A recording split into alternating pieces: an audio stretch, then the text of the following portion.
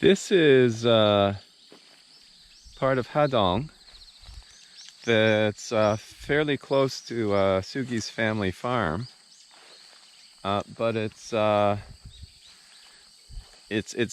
of separate from the farming village, or pretty much from anybody, and that gives it a very kind of isolated feeling. One feels that there is just nature all around and not much else. It's a very nice location.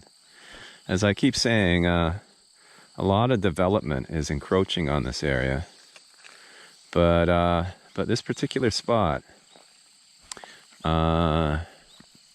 really has a nice feeling to it. Now we're going to enter a Daenamu soup, bamboo forest. You can see the bamboo all around us, including back here. But all told, it's not a very big forest, and I wish there were more.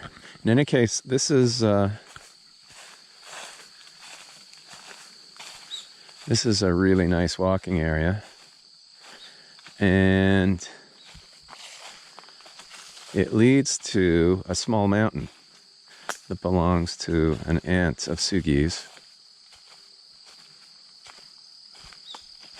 It's not very high, but again is a nice walking area because it hasn't been chewed up by development. And one thing you'll notice about this trail, I mean, it just looks like an average forest trail, but it's very soft earth. Here's a plastic chair, unless you, in case you get tired. And I don't know what people have been doing here. That looks like a walking stick hanging in the tree. In any case, the trend in a lot of areas around Hadong, because the entire region was just filled with earth walkways when Sugi was a kid, the trend has been to pave things over. And that's basically what happens when the builders take over.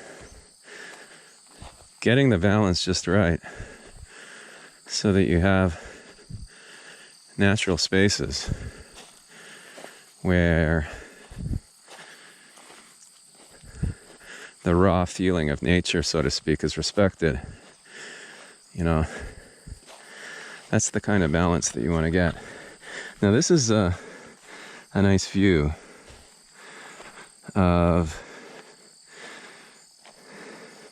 the farm and an adjacent very, very tiny myeon where Sugi's friends lived when she was a kid. So even though this isn't a very